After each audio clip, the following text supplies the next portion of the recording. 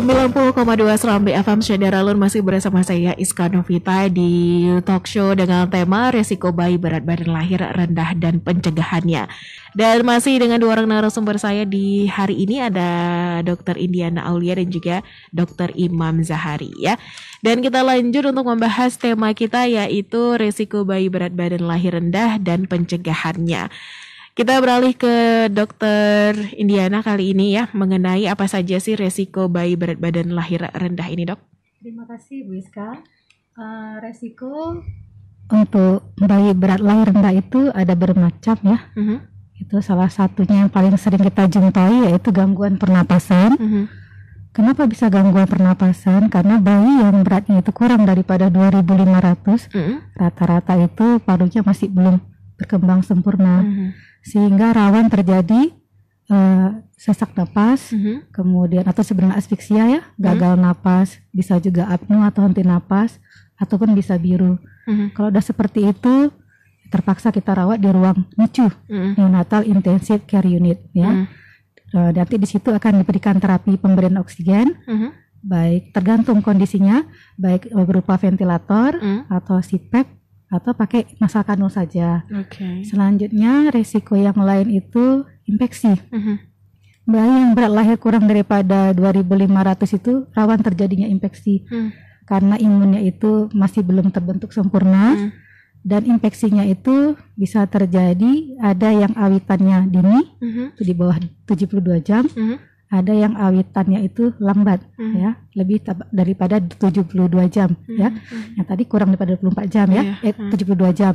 Kalau yang kurang daripada 72 jam itu bisa jadi infeksi dari ibu ke bayi. Namanya infeksi vertikal ya. Rata-rata itu infeksinya itu bisa infeksi saluran kemih dari ibunya ya kan. Kemudian juga bisa juga ketuban pecah dini lebih daripada 18 jam ya. Gitu.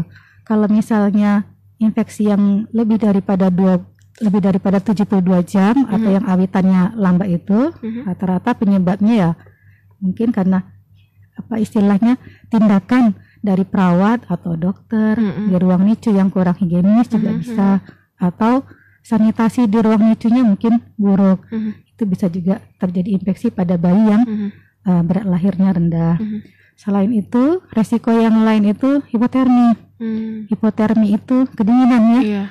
Normalnya itu kan suhu pada bayi 36,5 sampai 37,5. Tapi kalau dikatakan hipotermi itu di bawah 36,5. Hipotermi itu terjadi atas 4 faktor. Ada namanya konduksi ya. Kemudian ada konveksi, kemudian ada radiasi dan evaporasi. Artinya kalau konduksi itu merambat, yaitu hilangnya panas bayi itu disebabkan karena istilahnya misalnya popok bayi yang basah nggak langsung diganti ya, atau mungkin kita menggendong bayinya, mungkin tangan kita lagi basah, itu bisa menyebabkan bayinya kedinginan. Kalau misalnya konveksi itu mengalir, artinya mungkin bayinya diletakkan dekat pintu atau dekat jendela, kan keluar masuk anginnya, bisa menyebabkan juga hipotermi. Selanjutnya kalau evaporasi ya kan, itu istilahnya dari apa, menguap ya. Contohnya bayi yang habis dimandikan nggak langsung dibersihkan, nggak langsung dikeringkan, itu juga bisa menyebabkan bayinya kedinginan. Kemudian radiasi pancaran, misalnya bayinya diletakkan di ruangan yang dingin atau yang ada AC-nya. Nah, sering tuh kadang-kadang di rumah bayinya kadang-kadang dihidupin AC supaya hangat, supaya nggak kedinginan, apa misalnya supaya nggak kedinginan, ternyata memang istilahnya jadi kedinginan ya, artinya gitu ya. Nah gitu. Kemudian atau bayinya ditelanjangin, mungkin nggak dipakein baju atau bagaimana, itu juga bisa menyebabkan terjadinya hilangnya panas dari tubuh bayi. Resiko yang lain itu yang sering juga hipoglikemi, kurangnya gula darah, di mana gula darah itu normalnya itu kan di atas 50, tapi ada yang dikatakan hipoglikemi itu di bawah 50, ada yang 45 mg per desiliter. Kenapa terjadi hipoglikemi? Bisa jadi mungkin intake-nya kurang, bayinya mungkin kurang disusui, arti kata mungkin kadang-kadang ibu yang baru melahirkan ASI-nya nggak ada ya gitu, artinya bayinya dehidrasi, bisa jadi gulanya di dalam darah juga menurun ya kan gitu, atau mungkin cara menyusuinya nggak benar ibunya Kadang-kadang sering seperti itu. Mungkin yang ibu-ibu yang baru melahirkan anak pertama, terima ya, kadang-kadang mereka nggak pinter nyusui, gitu. Atau ibunya cemas, takut gendong bayinya karena bayinya terlalu kecil, ya kan. Jadi istilahnya seperti itu. Jadi banyak faktor gitu kan. Resikonya apa nanti kalau yang hipoglikemi atau gula darahnya turun ini, anak bisa jadi kejang, bisa jadi menggigil, bisa jadi sesak napas, ya kan, biru, ya kan, malas minum, ya kan, itu dia seperti itu. Malah bisa jadi istilahnya kuning juga bisa, ya, kalau misalnya apa ya. Nah, dari hipoglikemi tadi kita juga bisa ke hiperbilirubin, bayinya bisa kuning. Nah, tadi kan udah kita cerita sebelumnya kalau kurang minum pun bisa menyebabkan kuning. Kuning itu apabila kadar bilirubinnya di atas 5 mg persen. Nah, penyebabnya tadi bisa karena kurang cairan, ya kan. Akhirnya bayinya menjadi dehidrasi, atau bisa jadi karena infeksi. Infeksi juga bisa menyebabkan kuning pada bayi, atau inkompatibilitas ABO, golongan darah ibu sama bayinya, ya kan gitu. Kemudian juga gangguan enzim juga bisa menyebabkan kuning, ya gitu. Selanjutnya itu infeksi tadi sudah, ya kan. Kemudian gangguan minum, ya kan. Bayi yang kecil berat badannya sering mengalami gangguan minum, itu paling sering, ya kan. Yang pertama mungkin karena berat badannya itu kurang, refleks ISAP-nya juga belum begitu pintar seperti bayi-bayi yang cukup bulan, ya kan gitu. Kemudian bisa jadi karena infeksi. Infeksi artinya bayinya jadi malas minum. Nah, selanjutnya ada kelainan bedah, misalnya ada labiopalatoskisis, bayinya juga nggak pintar minum, ya kan. Atau iritasi lambung. Bayi-bayi kecil itu kadang-kadang mukosa dinding lambungnya juga belum terbentuk sempurna, ya gitu. Jadi kadang-kadang dikasih diet pun kadang-kadang nggak habis, gitu. Itu dia, masih ada sisanya, gitu kan. Nah, gitu. Itulah faktor-faktor risiko yang paling banyak kita jumpai pada kasus-kasus dengan bayi berat lahir rendah. Gitu. Nah, kalau dari resiko tadi sudah disebutkan beberapa tadi itu, kira-kira berapa lama perawatan untuk si bayi sendiri sampai dia bisa kita sebut sehat atau normal kembali gitu? Terima kasih Biska. Untuk di masalah-masalah perawatan, ya kan gitu, itu tergantung kondisi bayi masing-masing, ya kan. Karena tidak semua bayi itu sama kasusnya. Ada yang kasusnya mungkin masalah pernapasan, tapi sudah komplikasi yang lain-lain, gitu. Ada infeksinya berat, itu biasanya lama. Apalagi bayinya menggunakan ventilator, ya kan gitu. Tergantung. Kalau bayinya yang berat lahir rendah, mungkin cuma kasusnya masalah intake aja, ya kan. Saya rasa mungkin nggak begitu lama. Jadi kalau ditanya perawatannya berapa lama, itu tergantung kondisi bayi. Karena kita biasanya memulangkan bayi itu tidak harus mencapai 2.500. Terlalu lama, ya kan. Yang penting bayi itu sudah stabil, dalam arti kata vital sign udah bagus, ya kan. Bayi tidak sesak lagi, tidak membutuhkan oksigen. Kemudian dietnya, ASI-nya atau mengisapnya kuat, ya, tidak membutuhkan alat bantu untuk makan seperti selang untuk makanan. Kemudian bayinya sudah bisa menyesuaikan diri di ruangan biasa. Arti kata tanpa menggunakan inkubator lagi atau infant warmer, itu biasanya bayi sudah bisa kita pulangkan. Jadi tidak ada target harus berat badan berapa bayi harus dipulangkan, tidak, tergantung kondisinya, gitu. Kecuali bayi-bayi dengan kelainan bawaan, seperti ada kelainan jantung, ya kan, atau hisprum, itu biasanya kita konsul dulu ke dokter jantung anaknya atau ke dokter bedah anaknya. Nah, gitu. Seperti itu Ibu Iska. Oke, baik. Kita beralih ke Dokter Imam sekarang. Apakah kondisi bayi yang kemungkinan nantinya akan lahir dengan berat badan rendah ini bisa kita ketahui dari sejak dalam kandungan, Dok? Pastinya kita kalau hanya untuk menilai kondisi berat bayi tidak sesuai dengan masa usia kehamilan, itu kita bisa deteksi dengan menggunakan alat ultrasound, ya. Kalau di fasilitas kesehatan yang minimal kita bisa mengukur tinggi fundus, ya. Jadi ada korelasi, misalnya di 20 minggu setinggi pusat, ya.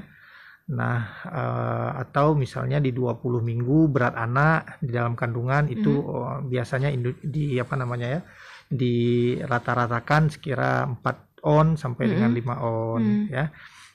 Nah, apabila ketika pemeriksaan itu kita lakukan tidak sesuai dengan berat anak, kita sudah bisa mendeteksi bahwasannya anak ini ada gangguan pertumbuhannya. Nah, sejatinya dengan apa namanya ya, dengan pemeriksaan yang kita lakukan dan dengan apa namanya terapi-terapi yang kita lakukan itu bisa memperbaiki kondisinya. Ya, kita kembali lagi tadi apa kausanya atau penyebabnya, kenapa bayi itu memang terjadi hambatan, terjadi apa namanya istilahnya ya, gangguan dari proses perkembangannya di dalam kandungan ya. Nah, kalau kita sudah bisa mendeteksi misalnya ada yang disebut dengan apa namanya gestasional diabetes atau diabetes yang terjadi pada ibu ketika hamil. Itu biasanya kita bisa mendeteksi di 24 minggu. Di 24 minggu kita lakukan pemeriksaan TTGU atau tes toleransi gula oral. Kita melakukan pemeriksaan gula darah pada ibunya. Ya kan, kadar gula darah puasa itu di atas 120, kita juga sudah bisa apa namanya mensuspek bahwasannya ini terjadi gangguan ya. Kedepannya efeknya apa? Seperti saya bilang tadi, glukosa itu akan menghambat ya aliran darah uteroplasenta. Jadi bayi itu sangat tergantung oleh plasenta. Ya. Plasenta itu kadang-kadang bisa menyakiti ibunya. Kenapa? Karena ketika dia itu kurang nutrisi, kurang darah yang diberikan oleh si ibu, dengan artinya ibunya kurang makan, kurang nutrisi, dia marah. Kalau dia marah, dia akan mengeluarkan racun. Sehingga apa? Terjadilah vasokonstriksi sistemik atau proses pengecilan seluruh pembuluh darah ibu, sehingga ibunya terjadi tekanan darah tinggi. Nah, sering kita katakan ke pasien ini keracunan hamil. Keracunan hamil ya. Racun yang dikeluarkan oleh plasenta itulah membuat si ibu menjadi tekanan darah tinggi. Nah, itu dokter Indiana juga sudah nyinggung tadi, penyebabnya adalah proses tekanan darah tinggi untuk si ibu. Nah, hal-hal yang demikian bisa kita deteksi selama kehamilan. Nah, lain dari apa namanya? Yang ingin saya katakan bahwasannya vitamin itu atau nutrisi itu bukan hanya perlu untuk besar bayi, untuk badan bayi, ya kan? USG itu hanya bisa melihat kelainan-kelainan fisik, tapi non fisik, anaknya cerdas, anaknya baik budi, ya kan? Tapi si vitamin itu bisa membuat anaknya mau menjadi hafiz, si vitamin itu bisa. Kalau cukup vitaminnya, insya Allah kedepannya si anak bisa menghafal Al-Quran bahkan, ya kan? Tapi kita nggak bisa menentukan itu di dalam kandungan, di luar. Makanya saya sering katakan, vitamin itu diminum tidak langsung memberikan efek yang signifikan terhadap ibu. Tapi ketika dia sudah lahir, bagaimana proses adaptasi dia terhadap alam, nantinya ketika seorang bayi ini lahir, itu sangat berpengaruh. Ya, kita tahu sekarang ada vitamin D ya, banyak penelitian-penelitian yang apa tuh namanya ya, yang meneliti bahwasan vitamin D itu sangat berperan penting ya terhadap tumbuh kembang anak. Kalsium ya, kita tahu manusia itu kan diciptakan awalnya dari tanah. Ya, kalsium sendiri adalah bahan paling banyak di tanah. Ya, sehingga kita kembali ke situ ya. Kalsium sendiri apa namanya ya, sudah banyak penelitian-penelitian yang memang apa namanya meneliti bahwa kalsium itu berperan ya bagaimana anaknya ke depan. Nah, sekali lagi saya apa namanya ya himbau atau katakan kepada semua setaralun ya, antenatal care yang berkualitas, antenatal care yang maksimal ya, itu bisa mengubah generasi sebenarnya ya, bisa mengubah generasi. Artinya kalau kita mau generasi-generasi ke depan kita itu lebih baik ya, kita nggak bilang sekarang itu nggak baik, tapi sudah baik, tapi lebih baik lagi, itu proses antenatal care, bahkan prenatal care yang sudah saya sampaikan tadi bisa dilakukan oleh semua pasangan-pasangan yang ingin melahirkan, ya, pasangan-pasangan melahirkan. Seperti itu ya. Oke, baik. Kita beralih ke Dokter Indiana. Nah, kalau tadi sempat disebutkan bayi itu akan dikembalikan tidak mesti cukup berat badannya ya. Nah, adakah penanganan khusus selama di rumah sakit dan ketika bayi itu akhirnya dipulangkan? Apakah ada penanganan yang berbeda dari rumah sakit ketika bayi sampai ke rumah juga gitu? Mungkin ada penanganan berbeda yang bisa dilakukan oleh orang tuanya. Dan apakah semua alat-alat yang tadi dokter sebutkan itu sudah ada di rumah sakit ibu dan anak? Baik, terima kasih Ibu Iska. Kalau misalnya masalah penanganan, kalau misalnya tergantung daripada kondisi pasiennya, bayi itu sendiri. Kalau memang dia belum stabil, kita tangani di ruang NICU. Itu dia.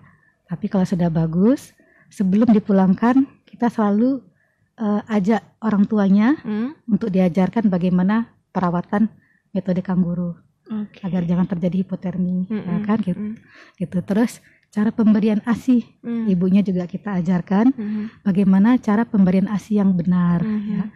Kalau perawatan di ruang NICU sendiri, itu sebelumnya kita harus tahu dulu ya, apa sih yang dimaksud dengan NICU. Nah gitu. NICU itu neonatal intensive care unit. Artinya perawatan intensif ya yang diberikan untuk bayi dari usianya 0 hari sampai 28 hari. Itu dia. Kalau di atas 28 hari itu larinya ke PICU, Pediatric Intensive Care Unit. Apa sih gunanya NICU itu? Ya kan? NICU itu gunanya adalah mencegah dan mengobati istilahnya apabila ada kelainan organ vital pada bayi, maka kita harus berikan terapi. Gitu.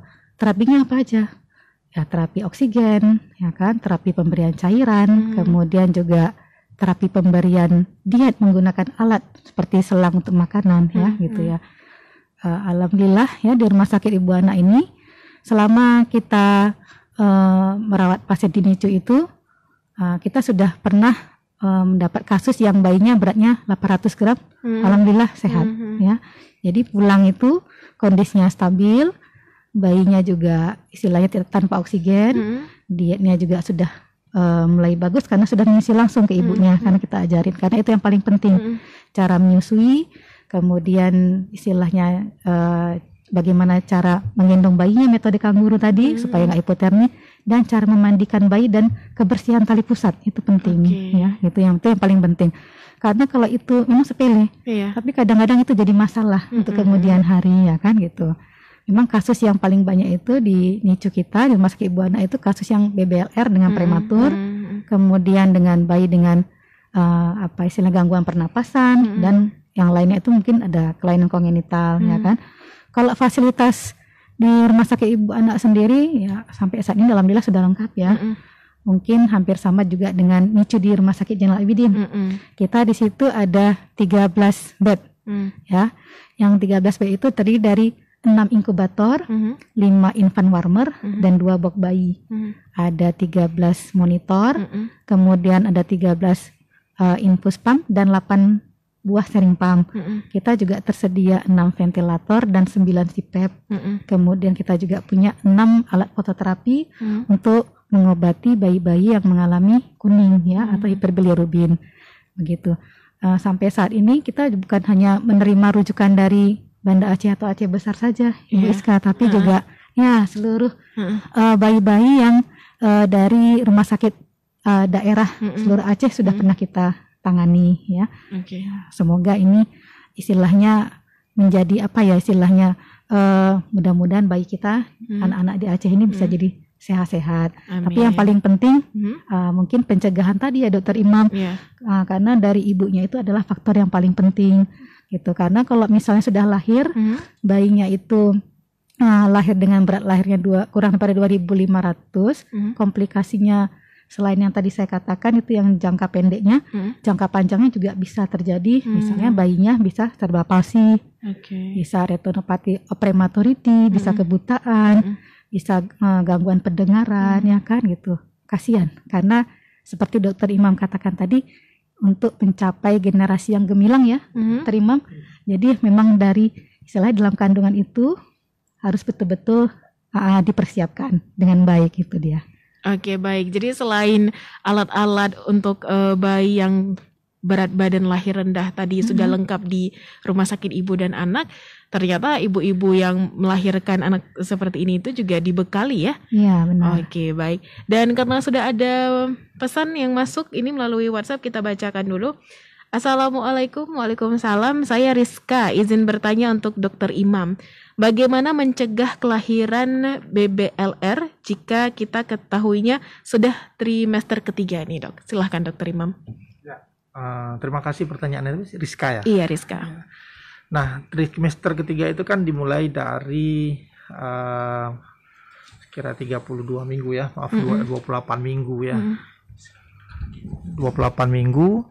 Nah, kita sudah mendeteksi 28 minggu itu biasanya berat bayi minimal itu 1 kilo ya, 1 kilo. Nah, kalau kurang dari situ kita mencari dulu, Rizka, penyebabnya apa nih? Nah, kalau memang penyebabnya itu ada penyakit metabolik pada ibunya, kita melakukan konsultasi ke misalnya ibunya dengan penyakit autoimun, dengan dokter penyakit dalam ya, atau ibunya dengan diabetes, kita bisa melakukan konsultasi juga dengan dokter bidang endokrin di penyakit dalam. Nah, tapi kalau memang hanya persoalannya di nutrisi kita bisa mensupport, meningkatkan nutrisinya ya, kita bisa memberikan vitamin yang pertama, terus makanan. Nah, makanan juga saya sering bilang sama ibu hamil, makanan itu bukan selera ibu. Kalau selera ibu mie instan, selera ibu ya, pengawet micin ya selera ibu ya kan, bukan selera ibu. Tapi bagaimana kita fokus adalah untuk meningkatkan ya, pertama meningkatkan berat tubuh si anak. Contohnya apa? Karbohidrat. Ya, karbohidrat. Saya nggak tahu mitos atau tidak. Kadang-kadang ibu hamil sering bertanya pada saya, selama hamil nggak suka makan nasi. Nggak apa-apa, di Eropa nggak ada nasi, saya bilang kan. Kita bisa makan pengganti nasi yang karbohidrat, roti atau apa ya. Lalu kita bisa mencukupi kebutuhan protein ya, telur. Ya, saya sering bilang sama ibu hamil, kalau memang ini berat badan bayinya masih kurang, tapi kepepet jadwal ke persalinan, makan telur 1 hari 3 butir setiap hari ya. Juga kita bisa menambahkan dengan lemak ya, makan berlemak, susu, creamer ya, es krim. Itu bisa cara-cara yang bisa kita lakukan untuk meningkatkan berat badan bayinya, Rizka ya. Tapi kembali lagi ke tadi, kausanya apa? Tapi kalau memang kausanya itu penyakit metabolik ya, kita harus membereskan dulu penyakit metaboliknya itu. Karena kunci utama bayi itu bisa tumbuh di dalam rahim dengan baik adalah adanya ketersediaan makanan dan vitamin yang cukup di dalam darah ibu, ditambah dengan kualitas plasenta yang baik, bisa mengalirkan ke bayi ya. Nah, kadang-kadang di tali pusat terjadi lilitan, ada notching, kadang-kadang ada notching. Kita bisa mendeteksi di USG. Nah, itu hambatan-hambatan yang bisa membuat si bayinya itu mengalami gangguan. Nah, kalau itu terjadi, kita langsung bisa melakukan konsultasi lagi nanti ya, ke divisi fetomaternal misalnya ya, di bidang obstetri, yaitu divisi yang bisa melihat khusus bagaimana proses perkembangan yang terjadi abnormal di dalam kandungan. Oke, baik. Karena juga sudah 1 jam kebersamaan kita, mungkin ini adalah statement terakhir dari Dokter Imam dan juga Dokter Indiana. Jadi silahkan dari Dokter Indiana dulu, ada yang ingin disampaikan kepada Syedaralun. Terima kasih Bu Iska. Mungkin untuk pendengar Syedaralun ya, saya berharap apabila kita ingin program hamil, saya sarankan untuk rutin kontrol kehamilannya ya, agar tidak terjadi kelahiran bayi yang prematur atau berat lahir rendah untuk ke depan. Paling itu aja.